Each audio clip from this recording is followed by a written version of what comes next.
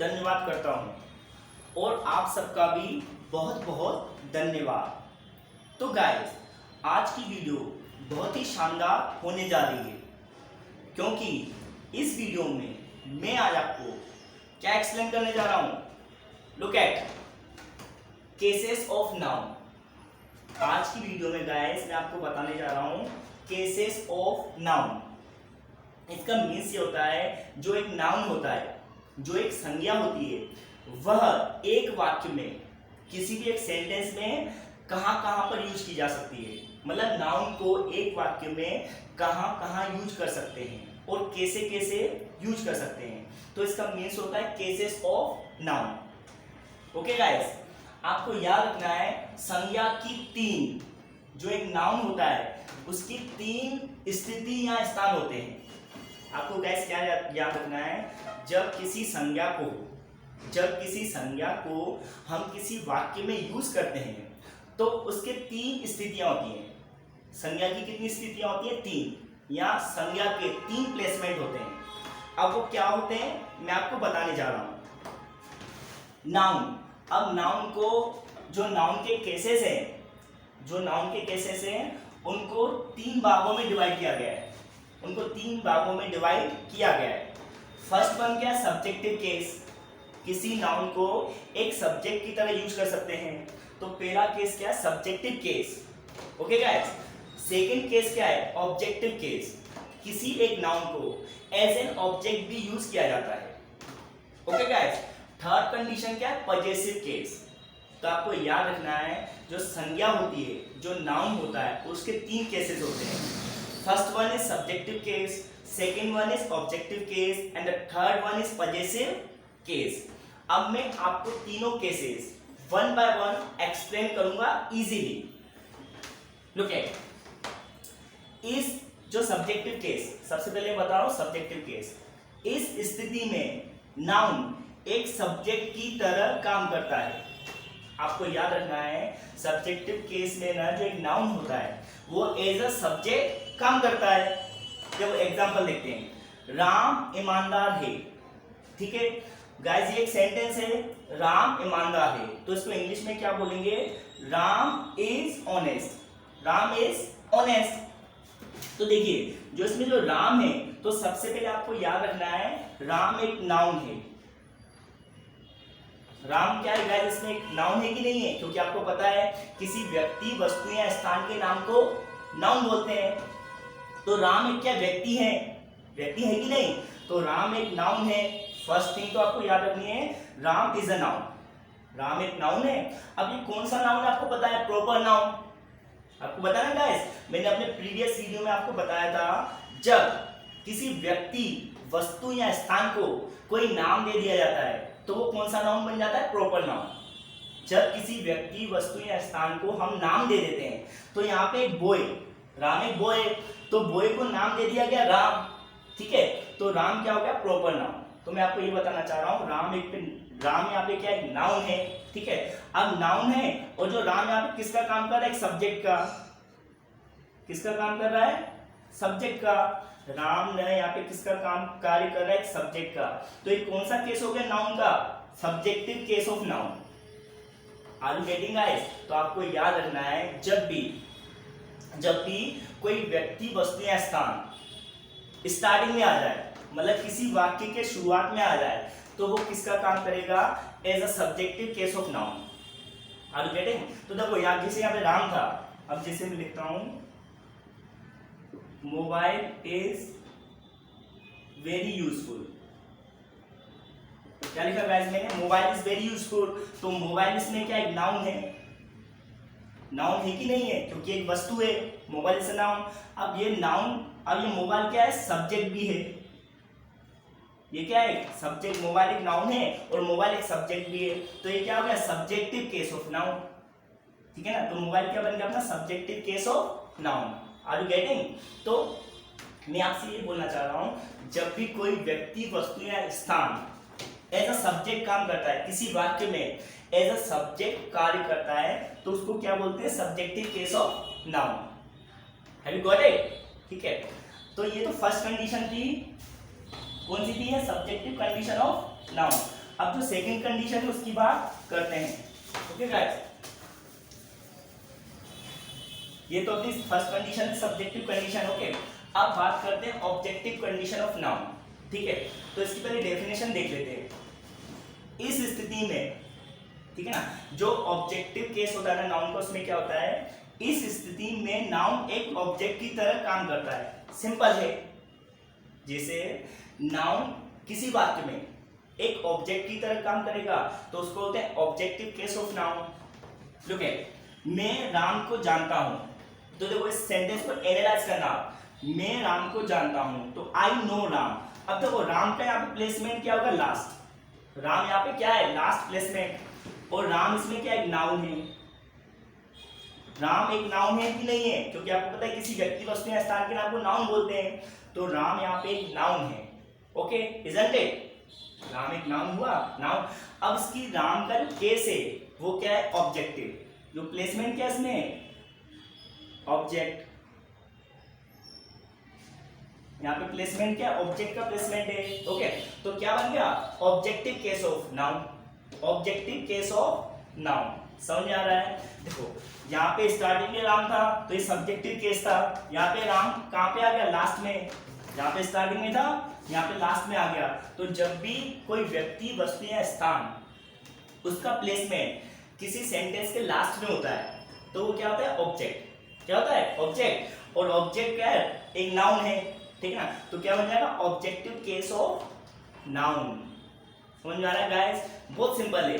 तो नाउन की आपको याद रखना है, तीन प्लेसमेंट होते हैं, तीन केसेस होते हैं, subjective, objective and the third one is possessive. अब देखिए जो पजेसिव केस क्या बोल रहा है, लुक एट, आपको याद रखना पजेसिव का मीन्स, जब भी पजेसिव आपके माइंड में पजेसिव शब्द आ जाए तो इसका मीन्स क्या होता है, अपोस्ट्रोफी। पजेसिव का मीन्स क्या होता है गाइस, अपोस्ट्रोफी। जैसे आपने ये वाला चिन्ह देखा होगा ना, जैसे लिखते हैं मोहन, अब ये मैंने मार्क लगा दिया तो ये क्या बन गया, मोहन्स। ठीक है ना, तो इसको क्या बोलते हैं, अपोस्ट्रोफी मार्क। इसको क्या बोलते हैं, अपोस्ट्रोफी मार्क, मतलब अपोस्ट्रोफी एस। ओके, तो लोग पजेसिव, इस स्थिति में, जो पजेसिव केस में आपको याद रखना है, इस स्थिति में नाउन किसी पर अधिकार होने का भाव प्रकट करता है। आपको याद रखना है, जब किसी नाउन में, किसी संज्ञा में किसकी फीलिंग होगी, पजेसिव केस की, मतलब अधिकार की, पजेशन की। ठीक है, और यह सब्जेक्टिव व ऑब्जेक्टिव हो सकता है। आपको याद रखना है, जो थर्ड केस होता है पजेसिव केस ऑफ नाउन, तो आपको याद रखना है वो ऑब्जेक्टिव भी हो सकता है, सब्जेक्टिव भी हो सकता है। देखो एग्जांपल के थ्रू आपको बेटर अंडरस्टैंडिंग होगी। एग्जांपल देखते हैं, राम के पिता राजा हैं, राम के पिताजी राजा हैं। तो देखो राम्स फादर, तो मैंने आपको बताया था जो जब भी पजेसिव केस होता है तो किसका यूज करते हैं, अपोस्ट्रोफी का। किसका यूज करते हैं, अपोस्ट्रोफी। इसके जो वीडियो में प्रीवियस वीडियो पहले बना चुका हूं। ठीक है, तो क्या बोला जा रहा है, राम के पिता, तो राम्स फादर। राम के पिता को क्या बोलेंगे गाइस, राम। अब राम के, तो जब भी काकी के आ जाए और कोई लिविंग चीज हो, आपको पता है ना अपोस्ट्रोफी का यूज क्या होता है, जब भी किसी नाउन के साथ, संज्ञा के साथ हिंदी में का, की, के का सेंस आए, जैसे क्या लेना है, राम के है ना, तो आपको क्या लगाना है, अपोस्ट्रोफी एस लिविंग चीजों के साथ। ठीक है, तो राम के पिता, तो Ram's father is a king, तो राम के पिताजी क्या है, एक राजा है, तो Ram's father is a king. तो इसमें राम्स फादर क्या है, राम्स फादर क्या है, इसमें पजेसिव नाउन। क्या है, पजेसिव केस ऑफ नाउन। यहाँ पे राम्स फादर क्या है, पजेसिव केस ऑफ नाउन। तो ये स्टार्टिंग में है कि नहीं है, तो स्टार्टिंग में है तो ये क्या है, सब्जेक्टिव।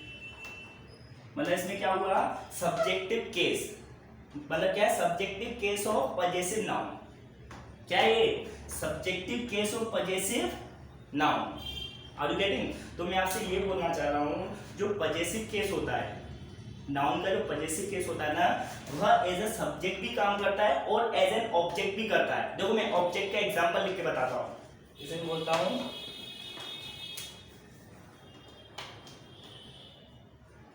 आई नो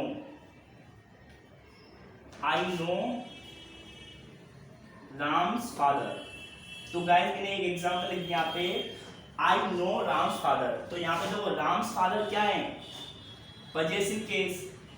क्या है यहाँ पे, पजेसिव केस है कि नहीं है, तो पजेसिव केस ऑफ, अब ये पजेसिव केस ऑफ नाउन है, ठीक है ना, पर ये क्या है, एंड में है, तो ये क्या, possessive case of noun as an object, as an object, क्योंकि ये लास्ट में आए हैं तो पजेसिव केस का कैसे यूज किया जा रहा है इसमें, as an object. Are you getting guys? यहाँ पे स्टार्टिंग में था राम्स फादर, तो एज अ पजेसिव केस कैसे काम कर रहा था, एज ए सब्जेक्ट काम कर रहा था, ठीक है। यहाँ पे लास्ट में है, ठीक है ना, राम्स फादर, तो एज एन ऑब्जेक्ट, एक ऑब्जेक्ट का कार्य कर रहा है। तो बाय एंड लार्ज मैं आपको ये बताना चाह रहा था, नाउन के 3 केसेस होते हैं। आपको पता है नाउन क्या होता है, noun is a name of person, place और अ थिंग, या noun is a naming name. Noun is a naming name, मतलब जब भी किसी व्यक्ति, वस्तु या स्थान है उसका एक नाम होता है तो वो नाउन होता है, ठीक है ना। बट आज मैंने आपको क्या बताया कि जो नाउन होता है ना उसके केसेस 3 होते हैं, ठीक है, 3 होते हैं। एक होता है सब्जेक्टिव, एक होता है ऑब्जेक्टिव, एक होता है पजेसिव। बहुत सिंपल टास्क है, बहुत सिंपल टॉपिक है, सबसे सिंपल टॉपिक है इंग्लिश का। Are you getting? तो सब्जेक्टिव केस क्या आता है, जब नाउन किसी सेंटेंस की स्टार्टिंग में आए, जब कोई संज्ञा किसी वाक्य की स्टार्टिंग में आती है तो उसको बोलते हैं सब्जेक्टिव केस ऑफ नाउन। जब कोई संज्ञा किसी वाक्य की एंड में आए तो उसको बोलते हैं ऑब्जेक्टिव केस ऑफ नाउन। जैसे मैं बोलता हूँ Mohan is my friend, Mohan is my friend, तो यहाँ पे मोहन, इस वाक्य में मोहन वाक्य के स्टार्टिंग में है कि नहीं है, मैंने बोला मोहन इज माई फ्रेंड, तो मोहन वाक्य की स्टार्टिंग में है, तो ये क्या है, सब्जेक्टिव केस ऑफ नाउन। जब भी कोई नाउन स्टार्टिंग में आ जाए तो सब्जेक्टिव केस होता है, लास्ट में जाए तो ऑब्जेक्टिव केस होता है। अब मैं बोलूंगा I talk to Mohan, I talk to Mohan, तो इस वाले वाक्य में जो मैंने बोला आई टॉक टू मोहन, तो मोहन लास्ट में गया, तो ये कौन सी कंडीशन है नाउन की, कौन सा केस है, ऑब्जेक्टिव केस। मैंने बोला था मोहन इज माई फ्रेंड, तो इसमें मोहन एक सब्जेक्टिव केस था, नाउन, ठीक है ना। अब मैंने बोला आई टॉक टू मोहन, तो यहाँ पे क्या था, ऑब्जेक्टिव केस। ओके, अब मैं जैसे बोलूंगा I talk Mohan's brother, I talk Mohan's brother, तो मैं मोहन के भाई से बात करता हूं, तो यहाँ पे क्या था, पजेसिव केस ऑफ नाउन, और कौन सी कंडीशन थी, ऑब्जेक्टिव। अब मैं बोलूंगा मोहन्स ब्रदर नोज मी, तो मोहन का भाई मुझे जानता है, तो पजेसिव केस ऑफ नाउन है, ठीक है, और कौन सी कंडीशन है, सब्जेक्टिव, इजंट इट। तो आपको याद रखना है कि भैया नाउन की 3 केसेस होते हैं, नाउन के 3 केसेस होते हैं, as a subject, as an object, और as a possessive case of noun. तो गाइस ये सिंपल वीडियो थी, बट आपको इनकी इंफॉर्मेशन होना जरूरी है, क्योंकि आपको पता है एवरीथिंग वर्क्स ऑन टाइम, हर चीज समय पे काम आती है। तो ये चीजें भी आपकी जो स्पोकन इंग्लिश है उसमें बहुत हेल्प करेंगी, क्योंकि आपको पता है डे टू डे सेंटेंसेस होते हैं उसमें इनका यूज किया जाता है, तभी मैंने ये वीडियो बनाई थी। जैसे मैं बोलता हूँ चलो जैसे अपन कुछ ही बोले, जैसे मोदी जी के असिस्टेंट, मोदी जी के सहायक मोदी जी से मिलने नहीं देते।